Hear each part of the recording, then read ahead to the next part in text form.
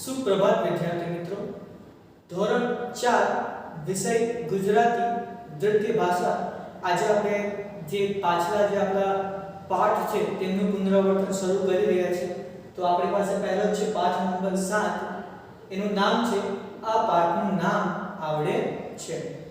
આની અંદર ત્રણ વાંદરાઓની વાર્તા આપણે જોઈ, સરસ મજાની, જ્યારે ઉપવાસ હોય છે અને ત્રણ કીડાઓ તેમને રસ્તામાંથી મળે છે અને સરસ મજાની વાર્તા આપણે જોઈ કે કઈ રીતે તે લોકો ઉપવાસનું પાલન કરે છે।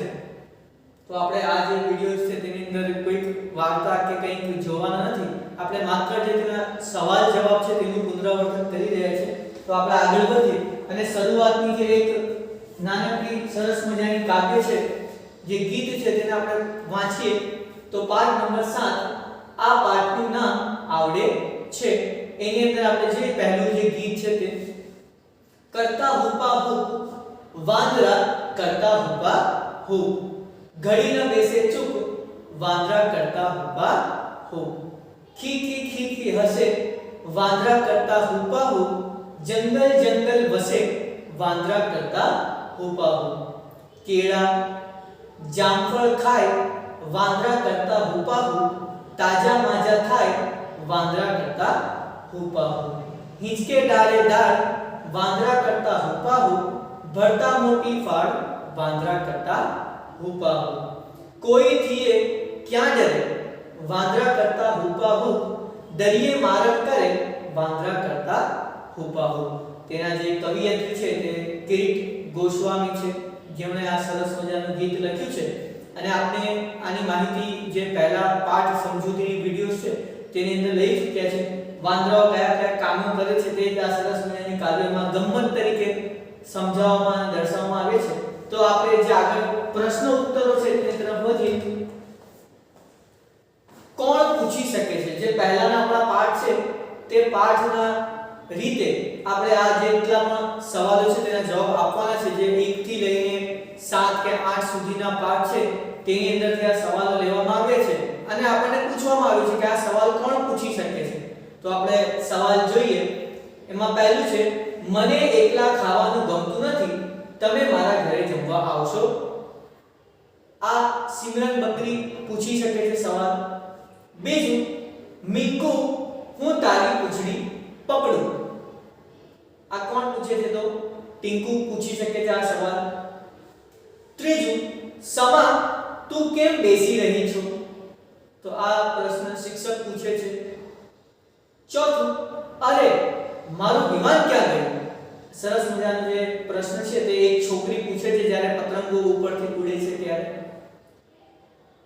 પાંચમું, મારી લખોટી ક્યાં ગઈ, તે જ પાઠની અંદર એક રમનાર છોકરો હોય છે તે પૂછે છે કે મારી લખોટી ક્યાં ગઈ।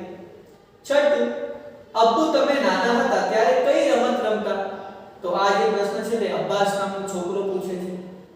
સાતમું, અરે તારી આંગળીએ શું વાગ્યું, આ પ્રશ્ન ગુલાબ પૂછે છે જ્યારે કુસુમના હાથમાં કંઈક કરડી જાય છે ત્યારની વાત છે। અને આઠમું, એ સાપ કોઈએ જોયો હતો, આ સવાલ ડોક્ટર પૂછે છે જ્યારે કુસુમ અને ગુલાબને લઈ જવામાં આવે છે ત્યારે। હવે કેટલાક પ્રશ્નો છે જે આપણે એક વાર્તા જોઈ હતી ઉપવાસ વિશે। ત્રણ વાંદરાઓ, તે ત્રણને ત્રણ કેળા મળે છે, પરંતુ એ દિવસે તે લોકો ખાઈ નથી શકતા કારણ કે તેમનો ઉપવાસ હોય છે। અને તે જ વાર્તાને અકોર્ડિંગ આપણે કેટલાક સવાલ છે, કેટલીક વાતચીત છે તે આપણે જોઈએ। તો આ વાર્તામાં તમને હસવું ક્યારે આવ્યું? ક્યારે આવ્યું? જ્યારે પેલા જે ત્રણ વાંદરા હતા બધાના મોઢામાં, પોતાના મોઢામાં કેળું મૂકી દે છે છાલ નીકાળીને, ત્યારે મને ખૂબ મજા આવી। તમને ક્યારે મજા આવી તેના હિસાબથી તમારે સવાલના જવાબ લખવાના છે। વાંદરા ઉપવાસ કરે ખરા? હોય શકે કરતા હશે, પરંતુ આનો પાકો જવાબ આપણે આપી શકતા નથી, પરંતુ આપણી બુદ્ધિ અનુસાર વાંદરાઓ ઉપવાસ રાખતા નથી।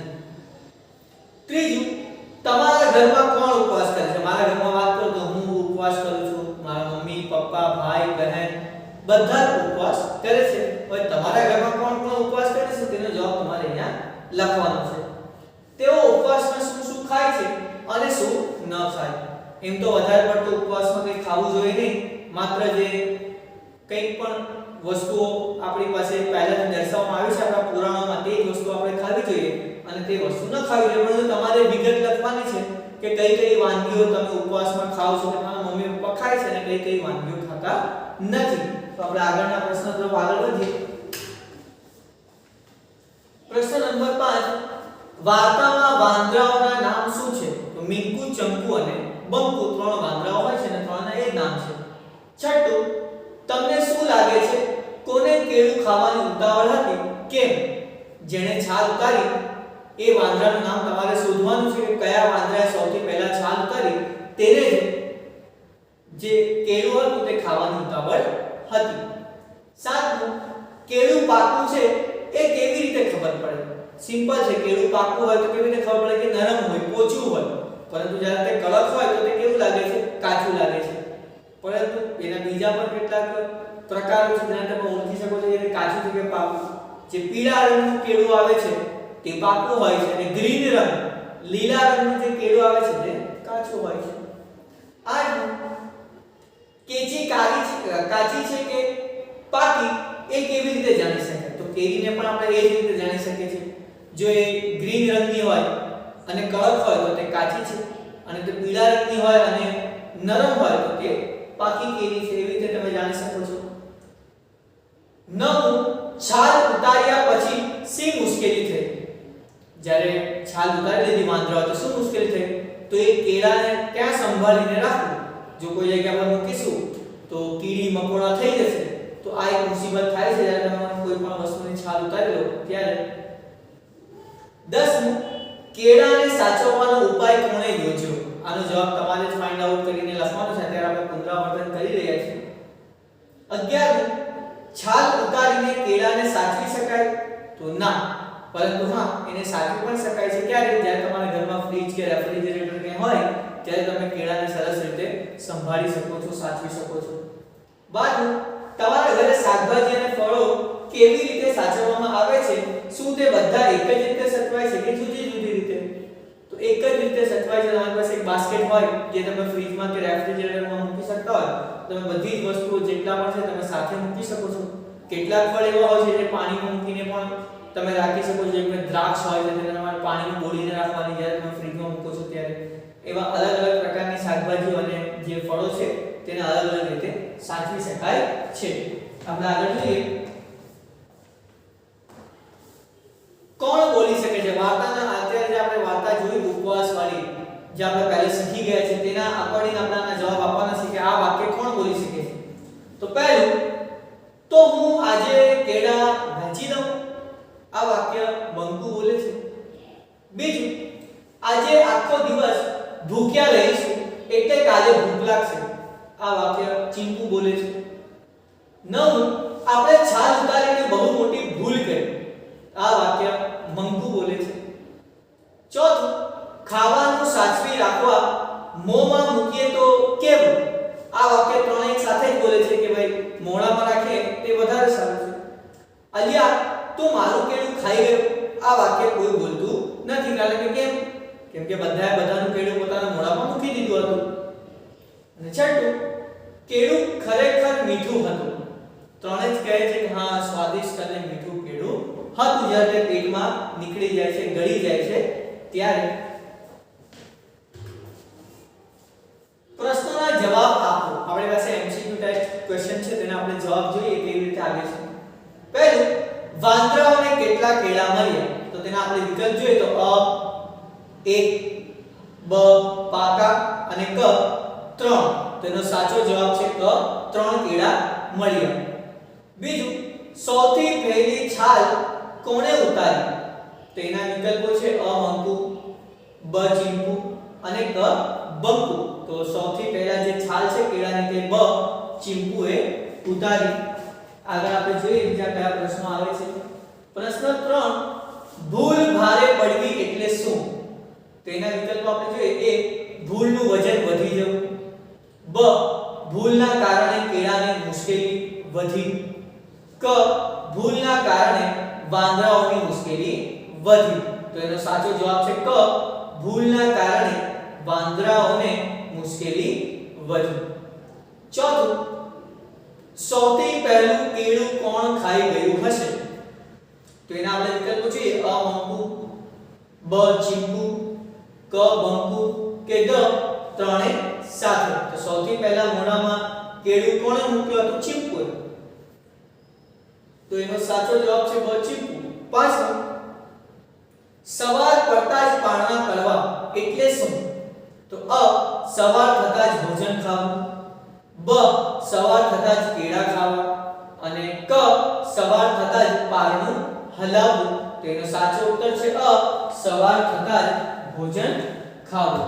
આપણે આગળના પ્રશ્નો જોઈએ તો શબ્દોનો ઉપયોગ કરીને ખાલી જગ્યા પૂરો, ત્યારબાદ ફકરો મોટેથી વાંચો. આપણી પાસે કેટલાક જે વિકલ્પો આપ્યા છે તે વિકલ્પો પસંદ કરીને આપણે ખાલી જગ્યા પૂરવાની છે અને પછી આપણે જે કંઈ પણ ફકરો છે તેને ફરીથી વાંચીશું. પરંતુ આપણે ડાયરેક્ટલી ફકરો વાંચવાનું શરૂ કરીએ છીએ. તો ખાલી જગ્યા તમે જે રેડ અક્ષરોમાં લખાયેલું છે તે ખાલી જગ્યા આપણે પૂરેલી છે.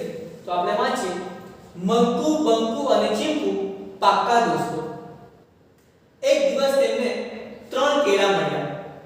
કેળા ખાવાની ચટપટી થઈ આવી, એટલે કે ઉતાવળ થઈ આવી, પણ ત્રણેયને ઉપવાસ હતો. તેમણે આવતીકાલે કેળા ખાઈશું એમ નક્કી કર્યું. થોડી વાર પછી તેમણે કેળા વહેંચ્યા. બીજા થોડાક સમય થયો એટલે છાલ ઉતારી. તે પછી કીડીઓથી સાચવવા કેળા મોંમાં મૂકવાનું નક્કી કર્યું. પણ એમ કઈ કેળા મોંમાં રહે એ તો ગયા તેમના પેટમાં. તો આવી રીતે આપણે ખાલી જગ્યાઓ પૂરી છે. આપણે આગળ જોઈએ. સાચું પૂછું તો જવાબ આપો, ખોટું પૂછું તો હસો. આ એક પ્રકારની એક્ટિવિટી છે, પ્રવૃત્તિ છે જે આપણે વર્ગમાં કરી શકીએ છીએ. તમે ઘરે કરી શકો છો કે જો કોઈ જવાબ સાચો હોય તો તમારે જવાબ આપવાનો છે, જો ખોટું હોય તો તમારે હસવાનું છે. જે રીતે તમે હસી શકો તે રીતે. તો આપણે જોઈએ પ્રશ્ન. તમે સવારે શું ખાધું હતું? સાચો પ્રશ્ન પૂછ્યો છે કે શું ખાધું હતું, કેમ ખાધું હતું તે પૂછવામાં નથી આવ્યું. તો તમે સવારે શું ખાધું હતું? તો ખરું. આજે તમે નાસ્તામાં કોણ લાવ્યા છો? અહીંયા આવું જે શું લાવ્યા છો, પરંતુ પૂછ્યું છે કોણ લાવ્યા છો. તો પ્રશ્ન ખોટો પૂછાય છે તો તમારે ખોટું, તમે ઘરે હસી શકો છો બેસી. ત્રીજું, આપણા જિલ્લાનું ગામ શું છે? અહીંયા કયું આવું છે કે કયું છે, પરંતુ અહીંયા ખોટો પ્રશ્ન પૂછાય છે કે શું પૂછવામાં આવ્યું છે. ચોથું, તમે શાળાએ ચાલીને આવ્યા કે બસમાં? ખરો પૂછે છે, એકદમ સાચો પ્રશ્ન પૂછવામાં આવ્યો છે. પાંચમું, તમારા મામાનું નામ કોણ છે? પ્રશ્ન ખોટો પૂછાયો છે. અહીંયા આવું છે તમારા મામાનું નામ શું છે, પરંતુ અહીંયા શું પૂછવામાં આવે છે? કોણ છે. છઠ્ઠું, તમારા પાકા મિત્રનું નામ શું છે? ખરું છે વાક્ય, કારણ કે વાક્ય સાચું પૂછવામાં આવ્યું છે. સાતમું, તમને સૌથી વધુ કોણ ખાવું ગમે? અહીંયા કોણની જગ્યા પર શું આવવું જોઈએ? શું ખાવું ગમે. તો અહીંયા પણ પ્રશ્ન ખોટો પૂછાયો છે તો આપણે ખોટાની નિશાની કરી છે. અને આઠમું, તમને કોણ ચા દૂધ બનાવી આપે છે? તો આ પ્રશ્ન સાચો પૂછાયો છે એટલે કે આપણે ખરાની નિશાની કરી છે. તો આ સરસ મજાનો જે સવાલ છે તે પૂરો થાય છે. હવે આપણે શીખીશું કઈ રીતે આપણે પ્રશ્ન બનાવી શકીએ છીએ, કઈ રીતે પ્રશ્ન બનાવવા તે આપણે શીખીશું. આપણે જોઈએ. વાંચો, સમજો અને પ્રશ્ન બનાવો. તો આપણી પાસે એક વાક્ય છે કે મોહન મોરલી વગાડે છે. તો અહીંયા આપણે જે મોહનના નીચે અંડરલાઈન કરી છે, તો આપણે કંઈક વાક્ય બનાવવું હોય, કોઈ માણસને દર્શાવવો હોય તો આપણે કોણ શબ્દનો ઉપયોગ કરીએ છીએ. તો અહીંયા પૂછ્યું છે મોહન મોરલી વગાડે છે, તો આપણે તેનો પ્રશ્ન કેવો બનાવીશું કે કોણ મોરલી વગાડે છે? તો કોણ વગાડે છે? મોરલી. કોણ વગાડે છે મોરલી? મોહન. તો આવી રીતે તમે પ્રશ્ન બનાવી શકો. આપણી પાસે બીજું એક ઉદાહરણ છે. પોલીસને જોઈ ચોર ભાગી ગયા. તો આનો પ્રશ્ન અહીંયા આપણે અંડરલાઈન છે, આને આપણે પ્રશ્નમાં ફેરવવાનો છે. તો આપણે તમને પહેલા જ કોઈ માણસને દર્શાવવો હોય તો આપણે કોણ શબ્દ વાપરીશું. તો આપણે જોઈએ. પોલીસને જોઈને કોણ ભાગી ગઈ, અથવા આને આવી રીતે પણ પૂછી શકાય કે કોણ પોલીસને જોઈને ભાગી ગયું. કોણ ભાગી ગયું? ચોર. અહીંયા પોલીસને જોઈને કોણ ભાગી ગયો? તો ચોર. તો જ્યાં તમારે કોઈ માણસનો ઉલ્લેખ કરવાનો હોય ત્યાં આપણે પ્રશ્ન પૂછવાનો હોય તેના વિશે તો આપણે કોણ શબ્દનો ઉપયોગ કરીએ છીએ. તો એ રીતે આપણે આપણા જે પ્રશ્નો છે તે જોઈએ. ભીમ બધા ભાત ખાઈ ગયો. ભીમની નીચે અંડરલાઈન છે. આપણે આગળ જ વાત કરી કે જ્યારે કોઈ માણસ વિશે ઉલ્લેખ કરવાનો હોય, પ્રશ્ન બનાવવાનો હોય તો આપણે કયા શબ્દનો ઉપયોગ કરીએ છીએ? કોણ. તો આપણે જોઈએ. કોણ બધા ભાત ખાઈ ગયો. પછી પાછળ તમારો જે પ્રશ્નવાચક ચિહ્ન છે તે આવવો જોઈએ. કેમ? કારણ કે તમે પ્રશ્ન પૂછી રહ્યા છો. બીજું, દેવ દડો પકડવા દોડ્યો. તો એનો જે પ્રશ્ન છે કેવી રીતે બનશે કે કોણ દડો પકડવા દોડ્યો. અને તમારે પાછળ પ્રશ્નવાચક ચિહ્ન લગાવવાનું છે. ત્રીજું, કૂતરાને જોઈને કાકા ડરી ગયા. તો કૂતરાને જોઈને કોણ ડરી ગયા અથવા કોણ કૂતરાને જોઈને ડરી ગયા. જો અહીંયા તમને પ્રશ્નવાચક ચિહ્ન નથી દેખાતો પરંતુ તમારે લગાવવાનું છે જ્યારે તમે તમારી ટેક્સ્ટબુકમાં લખો ત્યારે. ચોથું, વાંદરાને જોઈને વિજય ઊભી પૂંછડીએ ભાગ્યો. અને આ વિજય શબ્દ આપણે બદલવાનો છે. તો આપણે જોઈએ કે વાંદરાને જોઈને કોણ ઊભી પૂંછડીએ ભાગ્યો અથવા આપણે એને બીજી રીતે બનાવીએ તો કોણ વાંદરાને જોઈને ઊભી પૂંછડીએ ભાગ્યો. પાંચમો પ્રશ્ન છે આપણી પાસે, લોકો ગધેડાને ગરબો ગાતા જોઈ હસવા લાગ્યા. તો આપણે જોઈએ કોણ ગધેડાને ગરબા ગાતો જોઈ હસવા લાગ્યા અથવા આપણે એને બીજી રીતે બનાવીએ તો ગધેડાને ગરબા ગાતા જોઈ કોણ હસવા લાગ્યા. કોણ હસવા લાગ્યા? તો લોકો હસવા લાગ્યા. આપણે આગળ જોઈએ. હવે ફરીથી આપણે પ્રશ્ન બનાવવાનો છે પરંતુ આ વખતે કોઈ માણસને માટે નથી બનાવવાનો, કોઈ વસ્તુ માટે બનાવવાનો છે. કોઈ વસ્તુને લઈને આપણે પ્રશ્ન બનાવવાનો છે. તો વાંચો, સમજો અને પ્રશ્ન બનાવો. આપણી પાસે ઉદાહરણ છે કે ફિરદોસ લખોટી રમે છે. અહીંયા કોઈ વસ્તુ શું છે? લખોટી. તો વસ્તુ માટે તમે કયો શબ્દ ઉપયોગ કરશો? શું. કોઈ માણસ માટે કયો શબ્દ ઉપયોગ કરશો? કોણ. તો ફિરદોસ લખોટી રમે છે. તો ફિરદોસ શું રમે છે? અહીંયા આપણે કોઈ વસ્તુ માટે પ્રશ્ન બનાવવાનો છે. તો જ્યાં વસ્તુ માટે પ્રશ્ન બનાવવાનો હોય ત્યાં આપણે શું શબ્દનો ઉપયોગ કરીએ છે. તો આપણે આગળ જે પ્રશ્ન છે તે સમજીએ. અમન કવિતા વાંચે છે. તો અમન શું વાંચે છે? પ્રિયાથી પાપડ પણ ભાંગતો નથી. પ્રિયાથી શું ભાંગતો નથી? તમે જોઈ શકો છો પાછળ પ્રશ્નવાચક ચિહ્ન છે. વસ્તુ માટે આપણે શું શબ્દનો ઉપયોગ કર્યો છે? આકાશમાં વાદળ દેખાય છે. તો આકાશમાં શું દેખાય છે? આવી રીતે ત્રીજો પ્રશ્ન છે. ચોથો પ્રશ્ન આપણે જોઈએ. કશ્યપ સાયકલ લઈને શાળાએ આવે છે. જો અહીંયા બે જગ્યા પર અંડરલાઈન છે, કશ્યપ અને સાયકલ. કશ્યપ માણસ છે. માણસ માટે આપણે કયો શબ્દ ઉપયોગ કરવાનો છે? કોણ. અને કોઈ વસ્તુ હોય તેના માટે આપણે કયો શબ્દ ઉપયોગ કરવાનો છે? શું. તો આપણે બંને ઉપયોગ જોઈએ. કોણ સાયકલ લઈને આવે છે અથવા કશ્યપ શું લઈને આવે છે. આ રીતે તમારે પ્રશ્ન બનાવવાનો છે. પાંચમું છે તેજુએ 3 દાખલા ગણ્યા. તો અહીંયા પણ એવી જ રીતે માણસ માટે પણ પૂછાયો છે અને કોઈ વસ્તુ માટે પણ પૂછાયો છે. તો તેજુએ 3 દાખલા ગણ્યા. તો કોણે શું ગણ્યા અથવા તેજુએ શું ગણ્યા અથવા એવી રીતે પૂછી શકાય કે કોણે 3 દાખલા ગણ્યા. આવી રીતે પણ તમે પ્રશ્ન બનાવી શકો છો. તો આપણે આનાથી આગળ વધીએ અને જોઈએ.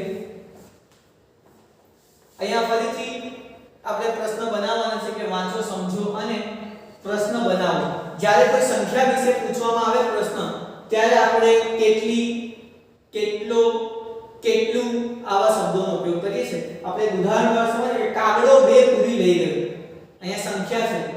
કેટલી પૂરી લઈ ગયો? તો 2 પૂરી. તો જ્યાં સંખ્યા વિશે વાત થતી હોય ત્યારે તમે કેટલી, કેટલા અને કેટલું જે છે તેનો ઉપયોગ, શબ્દોનો ઉપયોગ કરી શકો છો. તો કાગડો 2 પૂરી લઈ ગયો. આપણે તેનો પ્રશ્ન બનાવીએ તો કેવી રીતે બનશે કે કાગડો કેટલી પૂરી લઈ ગયો. તો આ રીતે આપણે પ્રશ્ન જોઈએ. આપણે કયા કયા પ્રશ્નો છે આપણી પાસે. તો પહેલું, પ્રીતિ 50 પાણીપુરી ખાઈ ગઈ. અહીંયા 50 છે તે શબ્દને આપણે બદલવાનો છે. તો પ્રીતિ કેટલી પાણીપુરી ખાઈ ગઈ. એ કેટલી આવી ગયો? 50 ની જગ્યા પર, કેમ કે સંખ્યા છે, સંખ્યાની જગ્યા પર તમે કેટલી ઉપયોગ કરો. બુમરાહને 2 વિકેટ મળી. તો બુમરાહને કેટલી વિકેટ મળી. આગળ આપણે પ્રશ્ન જોઈએ બીજા. બા પાસે 12 સાડી છે. 12 એટલે કે 12. તો આપણે તેનો પ્રશ્ન બનાવીએ તો બા પાસે કેટલી સાડી છે. ચોથું, અઠવાડિયામાં 7 દિવસ હોય છે. તો અઠવાડિયામાં કેટલા દિવસ હોય છે. પાંચમું, મંદિર સુધી જવા 6 કિલોમીટર ચાલવું પડે. તો મંદિર સુધી જવા કેટલા કિલોમીટર ચાલવું પડે. અને છેલ્લું છે છઠ્ઠું, આયુષ આજે 8 વાર પડ્યો. તો આયુષ આજે કેટલી વાર પડ્યો. તો જ્યાં પણ પ્રશ્ન પૂછવામાં આવતો હોય ત્યાં તમે કેવી નો ઉપયોગ કરી શકો છો. હવે આપણે આ બધાને મળાવીને માણસ માટે કોણ, વસ્તુ માટે શું અને સંખ્યા માટે કેટલી, કેટલું કે કેટલું, તો આ બધાને મળાવીને આપણે પ્રશ્ન બનાવવાના છે. આપણે જોઈએ ભીમભાઈ 12 લાડવા ખાઈ ગયા. તો અહીંયા ભીમ નામ છે, નામ માટે આપણે શું ઉપયોગ કરવાનો છે, કોણ. તો કોણ 12 લાડવા ખાઈ ગયું, અથવા અહીંયા બીજો એક છે 12, એ 12 ની જગ્યા પર આપણે શું લગાવવાનું છે, તો ભીમભાઈ કેટલા લાડવા ખાઈ ગયા. અને લાડવા અંડરલાઈન છે, એ કોઈ વસ્તુ છે, વસ્તુ માટે આપણે શું વાપરવાનું છે, શું શબ્દ. તો ભીમભાઈ શું ખાઈ ગયા. તો આવી રીતે આ બધાને મળાવીને આપણે પ્રશ્ન બનાવવાનો છે. તો આપણે પહેલો પ્રશ્ન જોઈએ. આપણે અકબર એક સાથે 11 અજગર પકડી લાવ્યો. અકબર, 11 અને અજગર, આ ત્રણ આપણી પાસે શબ્દો છે. અકબર નામ છે, 11 સંખ્યા છે અને અજગર કોઈ વસ્તુ છે કે સાધન છે. એમ તો આ પ્રાણી છે પણ આપણે અત્યારે એવું માનીએ છીએ. તો પહેલા આપણે નામ ચેન્જ કરીએ. તો કોણ એક સાથે 11 અજગર પકડી લાવ્યો, તો અકબર. અકબર એક સાથે કેટલા અજગર પકડી લાવ્યો, કેટલા માટે, 11. અકબર શું પકડી લાવ્યો, તો અજગર. તો આવી રીતે તમે પ્રશ્ન બનાવી શકો છો. આગળ આપણે આના બીજા ઉદાહરણો જોઈએ. બીજું, વિશ્વાએ આજે 5 વાર્તાઓ વાંચી. તો આપણે પ્રશ્ન જોઈએ, વિશ્વાએ આજે કેટલી વાર્તાઓ વાંચી, કોણ આજે આવ્યું અથવા તો કોણે વાંચ્યું, વિશ્વાએ આજે શું વાંચ્યું. તો જો તમે ત્રણ વસ્તુ જોઈ શકો છો અહીંયા. ત્રીજો પ્રશ્ન છે, દર્શના 10 દાડમ લાવી. હવે અહીંયા કોઈ આપણને ફિલ ઇન ધ બ્લેન્ક્સ આપવામાં નથી આવે, આપણે ડાયરેક્ટ બનાવવાના છે વાક્ય. તો આપણે બનાવીએ પહેલું કોઈ વસ્તુને લઈને. તો દર્શના 10 શું લાવી, શું લાવી, તો દાડમ. દર્શના કેટલી દાડમ લાવી, કોઈ સંખ્યા છે તો 10 દાડમ લાવી. કોણ 10 દાડમ લઈને આવ્યો, કોણ માણસ માટે છે, તો દર્શના 10 દાડમ લઈને આવી. તમે આવી રીતે પ્રશ્ન બનાવી શકો છો. આગળ આપણે જોઈએ ચોથું, ઉંદર બિલાડી પર 4 વખત કૂદ્યો. તો કોણ બિલાડી પર કૂદ્યો, ઉંદર 4 વખત બિલાડી પર કૂદ્યો અથવા કેટલી વખત બિલાડી પર કૂદ્યો અને ઉંદરે શું કર્યું. તો આવી રીતે તમે સરસ મજાના પ્રશ્નો બનાવી શકો છો. પાંચમું છે, ગુલાબસિંહ ઘરેથી 5 ગુલાબ લાવ્યો. જો ગુલાબસિંહ નામ છે, 5 સંખ્યા છે અને ગુલાબ કોઈ વસ્તુ છે, તો ફૂલ છે પણ તો કોઈ વસ્તુ એવું માનીને આપણે ચાલીએ. તો ગુલાબસિંહ ઘરેથી કેટલા ગુલાબ લાવ્યો, સંખ્યા કેટલી છે, 5. કોણ ઘરેથી 5 ગુલાબ લાવ્યો, તો ગુલાબસિંહ લઈને આવ્યો, એટલે કે કોણ શબ્દ ઉપયોગ કરવામાં આવ્યો છે. ગુલાબસિંહ ઘરેથી શું લાવ્યો, શું કોઈ જે વસ્તુ હોય તેના માટે કે ગુલાબ લાવ્યો છે. તો આવી રીતે તમે પ્રશ્ન બનાવી શકો છો અને તમારી સરસ મજાની એક્ટિવિટી અહીંયા પૂર્ણ થાય છે. હવે આપણે બીજું જોઈએ કે સવાલના જવાબ ખોવાઈ ગયા છે, શોધો અને જોડો.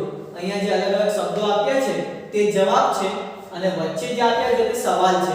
તો આપણે તેને કરેક્ટ કરવાનું છે. તો આપણે પહેલા સવાલ જોઈએ, તમને કોણ ગુજરાતી શીખવે છે. તો જો અહીંયા એરો જાય છે, ફિરોજ સર અમને ગુજરાતી ભણાવે છે. રાજનને કોણે માર્યું, તો અહીંયા જો આવે છે તેજલીએ, એરો પાડેલ છે આપણે. તારી મમ્મી મુંબઈથી શું લાવી, તો અહીંયા આપણે ઉપર ગયા, નવી સાડી લાવી. તારી નિશાળમાં ઝાડ છે, તો અહીંયા આપણે આવશું, હા તો મારી શાળામાં ઝાડ છે. ચંદુ કેટલા લાડવા ખાઈ ગયો અથવા ખાઈ શકે છે, તો 22 તો ખાય જ, એટલે કે 22 તો લાડવા ખાય જ જશે. જો રસોડામાં શું પડ્યું, તો અહીંયા નીચેનો જવાબ આપે છે થાળી પડી. રવિવારે કોણ આવશે, તો એનો જે એરો છે તે અહીંયા ઉપર જાય છે કે હું આવીશ રવિવારે રમવા માટે. લીનાને કેટલા ભાઈ છે, તો એનો જવાબ એકદમ ઉપર જાય છે અહીંયા કે 2 ભાઈ છે તેના. આ દૂધ કોણ પી ગયું, તો એનો જવાબ અહીંયા આપ્યો છે કે બિલાડી જ હશે જે દૂધ પી ગઈ હશે. વાંદરાને કેટલા પગ હોય છે, તો વાંદરાને 4 જ પગ હોય ને, એ તો આપણને પણ ખબર છે. તે બેગમાં શું સંતાડ્યું, તો અહીંયા એનો જવાબ આપે છે કશું નહીં. તો આવી રીતે એરો દર્શાવીને આપણે જવાબ શોધ્યા છે. સરસ મજાની એક્ટિવિટી આપણને પૂર્ણ થાય છે. આપણે આગળ જોઈએ, સવાલમાંથી જવાબ શોધો અને જવાબ પર ચોકડી મારો. અત્યારે આપણે શીખ્યું સવાલ કેવી રીતે બનાવે છે. પરંતુ અત્યારે આપણી પાસે વાક્ય એવા છે જેની અંદર સવાલ પણ છે ને જવાબ પણ એક જ વાક્યની અંદર આપી દેવામાં આવે છે. આપણે ઉદાહરણ જોઈએ કે બિલાડી શું દૂધ પીએ છે. સવાલ કેવો હોવો જોઈએ કે બિલાડી શું પીએ છે, અથવા એનો જવાબ એવો હોવો જોઈએ કે બિલાડી દૂધ પીએ છે. પરંતુ આપણે અહીંયા પૂછવામાં આવ્યું છે કે જવાબની ઉપર ચોકડી મારવાની છે. જવાબ શું છે? દૂધ પીએ છે. તો જ્યાં દૂધ હોય ત્યાં આપણે એરો કરવાનો છે, એટલે કે ક્રોસની નિશાની કરવાની છે અને જવાબ આપવામાં આવ્યો. આપણે જોઈએ પહેલું, તારા પપ્પાનું ચીમનભાઈ નામ શું છે. સવાલ કેવો હોવો જોઈએ કે તારા પપ્પાનું નામ શું છે, તો અહીંયા ચીમનભાઈ જવાબ છે, તો આપણે તેની ઉપર ક્રોસની નિશાની કરીશું. બીજું છે, હાથીને એક કેટલી સૂંઢ હોય છે. તો અહીંયા એક છે તે જવાબ છે, તેની ઉપર આપણે ક્રોસની નિશાની કરીશું. ત્રીજું, તું ખેતરમાંથી બોર શું લાવ્યો. તો અહીંયા બોર જે છે તે જવાબ છે, તેની ઉપર આપણે ક્રોસ કરીશું. ચોથું, આજની મેચમાં રોહિત કોણ સારું રમ્યું. તો આ પણ રોહિત જે છે તે સારું રમે છે, એટલે જે જવાબ છે તેની ઉપર આપણે ક્રોસની નિશાની કરવાની છે. અને પાંચમું છે, તમારે ચાર કેટલા અંગૂઠા અને કેટલી 16 આંગળીઓ છે. તો અહીંયા તમારે કેટલા અંગૂઠા એટલે કે ચાર જવાબ છે, આપણે અહીંયા ક્રોસ કરીએ, અને કેટલી 16 આંગળીઓ છે એટલે કે 16 ની ઉપર આપણે ક્રોસ કરીએ. તો આ રીતે સરસ મજાની આપણી એક્ટિવિટી આપણે પૂર્ણ થાય છે. આગળ આપણે જોઈએ સરસ મજાની એક પેરેગ્રાફ છે, તેને આપણે છેલ્લેથી પહેલા વાંચવાનું છે, પરંતુ આપણે એક્ટિવિટી સ્ટાર્ટ થી શરૂ કરીએ છીએ, પરંતુ એન્ડમાં તમને બધા જેટલા જવાબો છે તે તમને મળશે. તો આપણે જોઈએ, એક હતું ગામ. ગામનું નામ શું હશે? તમે કોઈ પણ નામ લખી શકો છો. વીરપુર. ત્યાં રહેતો હતો એક ગોપો. ગોપો ક્યાં રહેતો હતો? વીરપુર ગામમાં. ગોધરાનો ગોપો ઘણો લાંબો. અહીંયા તમે ગોધરા પણ લખી શકો છો. તો ગોધરાનો ગોપો ઘણો લાંબો. ગોપાની લંબાઈ કેટલી હશે? તેનો જવાબ નીચે આપ્યો છે કે 7 ફૂટના ગોપા પાસે 4 ફૂટનો કૂતરો. તો ગોપો કેટલા ફૂટનો છે? 7 ફૂટનો. હવે તેની પાસે કૂતરા કેટલા ફૂટનો છે? તો 4 ફૂટનો. તો તેનો આપણે જોઈએ, કૂતરાનું નામ શું હશે? નીચે આપ્યું છે. ગોપો કહે, ટોમી લાવ તારો ટોપો. તો ટોમી જે છે તે કૂતરાનું નામ છે. ગોપાનો ટોપો કેવો હશે? એનો જવાબ નીચે આપ્યો છે. પહેલી તે લાલ ટોપો ગયો રમવા ગોપો. તો અહીંયા જે લાલ રંગનો એનો ટોપો હશે. બોલો ગોપો કઈ રમત રમવા ગયો હશે? તો એનો જવાબ નીચે આપ્યો છે.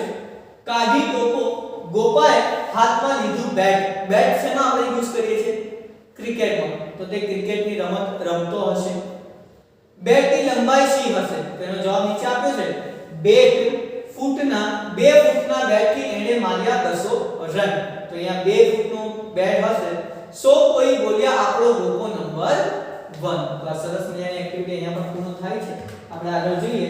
હવે તમારું જે પુનરાવર્તન છે તે અહીંયા પૂર્ણ થાય છે, કારણ કે આપણે છેલ્લે જરા હાસ્ય સુધી આવી ગયા છે. તો શિક્ષક, હવે કોઈને કંઈ પૂછવું છે. પ્રતિક, સર આઈ ડોન્ટ નો નું ગુજરાતી શું થાય? શિક્ષક કહે છે મને ખબર નથી. પ્રતિક કહે છે કશો વાંધો નહીં, હું બીજા કોઈને પૂછીશ.